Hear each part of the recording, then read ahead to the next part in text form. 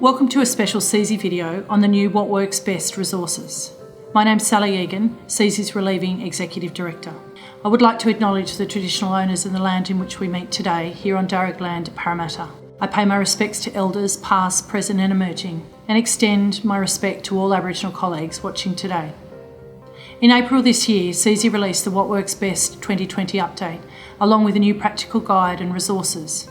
These resources are designed to support teachers and schools when implementing evidence-based practice that are proven to have a positive impact on our student learning and in our classrooms. Used together, the practical guide and toolkit enable teachers to ask questions, collaborate, develop and strengthen their collective efficacy. As you know, to really see the value of educational research, we need to do more than just read the research. We need to apply it, evaluate it, create a cycle of continuous improvement.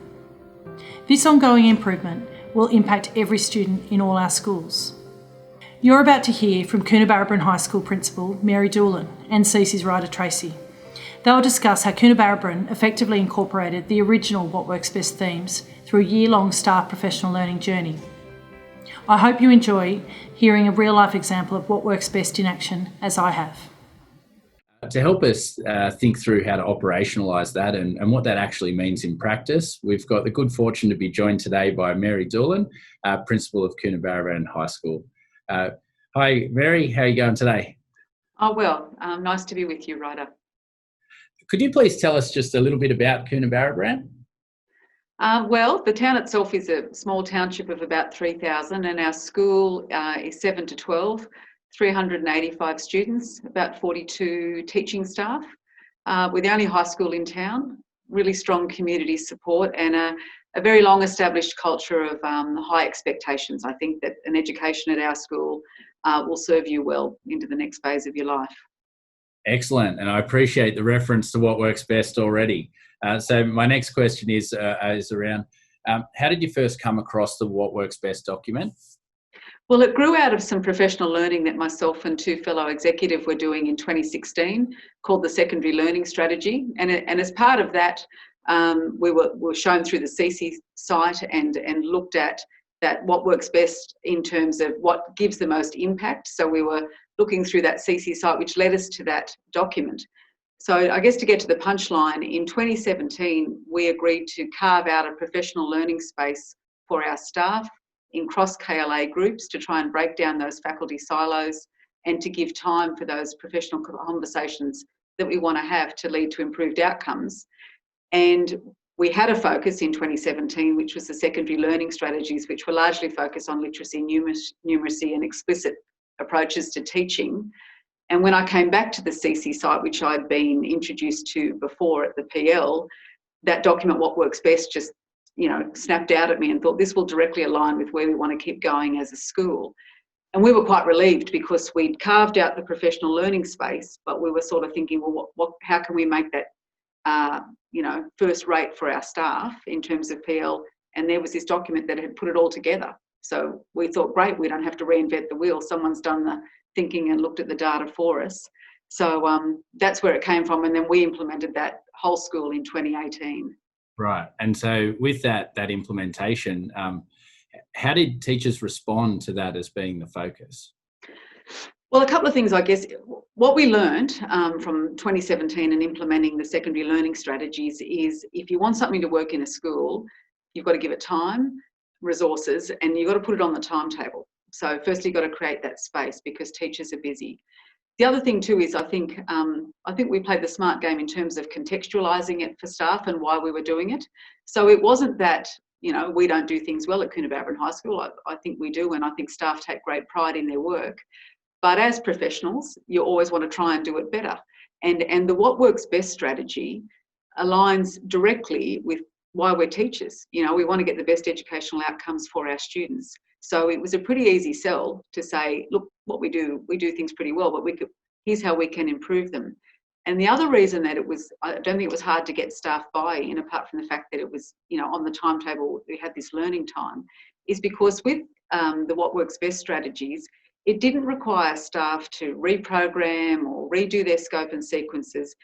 the strategies were largely things that you could learn about one day and implement the next, so they had great utility. You could just go into the classroom and try them on. And so I think staff found them a great support, and it was easy for us to get that whole school buy-in from our staff that this was the direction we wanted to go in. So Mary, I'm curious around where the new documents sit for a school like Coonabarabran, where you've made a big commitment and engaged with What Works Best quite a lot. These two new documents, What Works Best 2020 update and the What Works Best in Practice documents, how do they align and fit? And do you see them as useful to your school moving forward? Oh, for sure. And what it will do, it will reinvigorate, what we've been trying to do around school improvement and improving classroom practice. And can I say it's very well timed? I mean, we couldn't have foreseen the COVID pandemic, but we've got our students coming back into school, and we've already talked as a staff that we've got to be on our A game to reconnect our students. And what we still have that professional learning space, and we move the lens around at Coonabarabran High. So in 2018, it was What Works Best and those strategies. And then in 2019, we moved on to looking at assessment. So a couple of things from that. It's really nice that this document now picks up assessment and puts that in there, because that really completes the package. But our lens had been on trauma training for our staff during those cross-KLAPL groups every fortnight. And we have agreed, getting our students back in, we need to get back to really focusing on the essentials of great classroom practice. So we have agreed that we want to come back in our PL groups and look at the What Works Best strategies. So it's great that we have an update and that we've got that in practice document to look at what other schools are doing, because again, it goes back to the real strength of this document, that it moves from the theory to what are the implications for schools? Like, what can you pick up and do in your classrooms tomorrow? So it's a bit of a shot in the arm, we think, for where we want to just make sure that we've got a real laser-like focus on classroom practice over the next semester and getting our students reconnected. Do you think the you talk a lot about the application, into classroom practice. Do you think the strategies in this document, particularly in that What Works Best in Practice document, help offer a consistency of language, across, because obviously implementing the way you use data in your maths faculty might be different to your English faculty, but having that consistency of language from the document, I'm curious to hear if that's useful or has played a role. Absolutely. There is a real danger of silos, as I'm not the first person to say that, obviously, in a high school setting, and students compartmentalising their learning, their knowledge and skills between different subjects. And so having a consistency of language is actually quite powerful to support student learning. And so, things like under the explicit teaching and having clear learning goals and making sure that happens in maths, that happens in English, that happens in HSIE, that is very good. And can I just go sideways for a little bit? When we were preparing remote learning for our students, we were better at that, I'm quite sure, because we were drawing on a lot of the evidence-based practices from What Works Best. And we've done a quick survey of our seniors only at this stage to say, hey, what worked for you when you were on remote learning? Is there anything we can, make sure we keep doing? And more than one senior student has said, it was really good that you kept up those clear learning goals so that we knew, even in the online space, what it was we were meant to be doing and what success would look like. So that the uniformity of language, definitely. And you're right, the data you collect in different, subjects, areas will look different. But what is, I think what's filtered through to the culture of our school is the importance of gathering that data, whatever it may look like. And something I haven't mentioned is a change it made at our school, a direct change, was giving greater focus upon student voice and collecting the data around that. Like what do our students think about the learning they've done this year? What's worked for them? What hasn't worked for them? And examining that more than just focusing on hard data like NAPLAN and HSC RAP analysis. So we've I think gotten a bit stronger at a more broad, a broader interpretation of the data that we need to look at as educators to make sure that we're being responsive to the needs of our students and the students from this year, not last year or the year before. And would you think the use of data helps inform the other practices, the way you deliver feedback and the way you engage with explicit teaching. So yeah, and that is one of the strengths of the document. Like they're all mutually reinforcing, so obviously I wouldn't think you'd ever want to, you couldn't implement what works best in isolation. Oh, this year we're just going to do high expectations. I don't think it works like that. And I think the success for us, and there'd be many ways to do it, but what worked for us was that we carved out that space of cross KLA groups, and we would look at a particular strategy like, classroom management, and then you had to go away and come back in 2 weeks' time with some sort of artefact of how you have implemented that strategy or an aspect of it, and talk about it. And, it's hard to measure the power of collegial conversations and the lift that might give in the collective efficacy of your staff. But, so I guess I'm just giving you anecdote now, but our sense is that it grew that culture of reflective practice, and that we've got this if we work together and implement these evidence-based strategies. We think it's been a force for good in our school. And so would you say so what I'm hearing is that there was the kind of introduction of the strategy, then teachers were empowered to kind of experiment, try with that strategy, and then feedback in a safe place Yes. to inform their next action? That's right. And a couple of things I didn't mention. We did the What Works Best reflection guide. We changed that a little bit, and we got staff at the start of 2018 to do that individually, and then we got them to do that again at the end of the year to see if we'd had a bit of a shift in, am I now more familiar with those strategies? Do I use them more in my classroom practice? That was a definite yes to that. The other thing we did is they fed back in the small cross KLA groups. In those groups, we then collated all of that feedback. We have about 8 groups operating at our school. And then we had the one sort of resource, if you like. This is what everybody tried and did, and it worked. So we had our own little mini exemplars of how we'd use that. And we came back to each strategy again in second semester. So we rolled around again because, it's a cliche in education, but it's true. Learning is about times, not time. So we came back to it. And that's another reason the 2020 update is good. Apart from staff turnover, so we haven't got everyone here that was here in 2018 necessarily. You do forget, life gets busy.